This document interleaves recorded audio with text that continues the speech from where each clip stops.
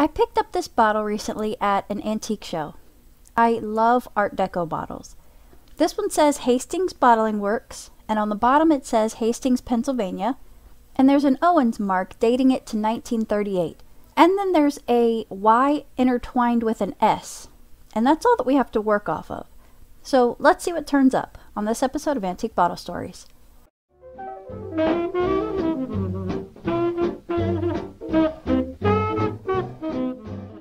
The first thing that pops up were a ton of newspaper ads for Moxie from Hastings Bottling Works, but none of these bottles look like mine. And there wasn't anything about people involved or anything about the company, just ads. Finally, I found an article talking about the company. In June 1927, a Mrs. Lena Yoder has disposed of the Hastings Bottling Works. The new proprietors are Paul Yoder and Fred Swanson. So now I have who the Y and the S are. And even though Hastings Bottling Works was in business before these two take over, this article would date this bottle no earlier than 1927. So let's start with Paul Yoder. I found that he was born in 1897 in Pennsylvania, and he lived there his whole life. His family had lived in Cambria County, Pennsylvania for a few generations already, and he's got 10 brothers and sisters. Remember Lena Yoder that disposed of the Hastings Bottling Works to Paul and Fred? Well, Paul married her in 1935. She's 12 years older than him. She's 50 and he's 38 when they got married. I don't know much about Lena, but she did have children before they were married. She died a year before Paul did. Paul died in 1964. Now for Fred Swanson. His name was actually Ferdinand. He was born in 1901 and he died in 1992, so he lived to be 90. His obituary says that he was a renowned trick shooter and sportsman. He was inducted into the Cambria County Sports Hall of Fame. He was also mayor of Hastings for a time. He was married to Mary, and they had 4 kids. One of them died as a baby, and one of his sons died of pneumonia at age 27. His wife Mary died 9 years before he did.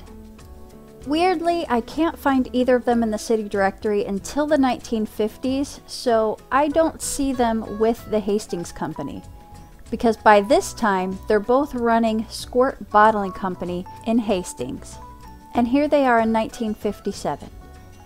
So I went back to the newspapers. This 1955 Moxie ad lists different distributors, and Hastings Bottling Works and Squirt Bottling Company are both listed separately, because I was wondering if they had just changed the name. But no, it's a separate company. So they're not involved with the Hastings Bottling Works anymore. Squirt Bottling Company shows up in the paper as early as 1939. I found that Squirt bottled some ginger ale, and we know they bottled Moxie. I'm not sure what else.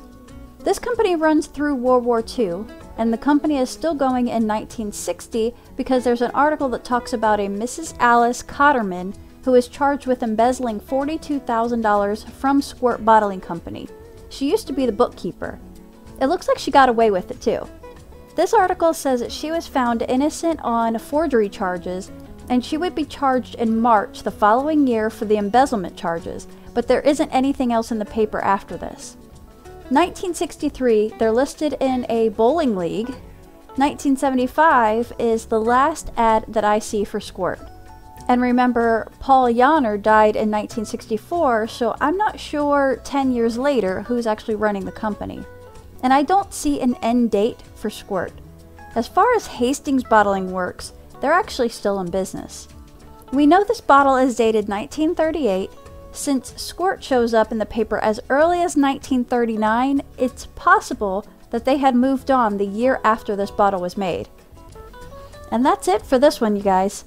So we'll see you next time. Thanks for watching.